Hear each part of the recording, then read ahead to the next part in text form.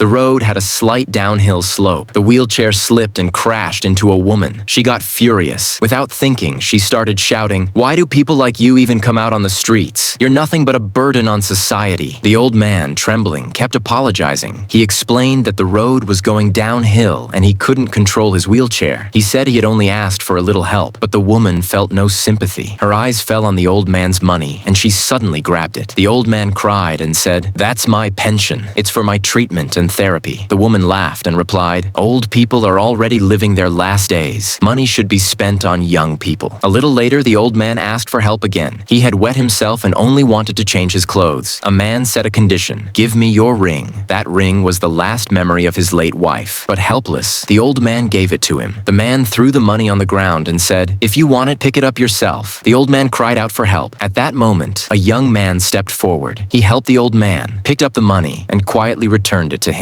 The young man was offered money as a reward, but he refused and said, "This doesn't belong to me. It belongs to the one who lost it." The old man was shocked. The young man then explained that he had come for a nursing job interview. He didn't have a degree, but he had a heart full of compassion. He said he had been caring for elderly and disabled people in his village for years. During the interview, some people mocked him. Some laughed at his poverty, others at his lack of education. In the end, everyone was asked to write one word that described who they were. Then a man entered the room. It was the same old man, now clean, well-dressed, and dignified. He was the owner of the facility. After reading everyone's words, he said, "Those who wrote honesty and kindness showed something very different through their actions outside." Then he looked at the young man and said, "You treated me like a human being when others treated me like a burden. You returned my money. You gave me dignity. You helped without expecting anything. The job is yours." And finally, he said, "A person's true identity is not money or degrees, but the values that appear in difficult times." If you like the video, don't forget to like and subscribe.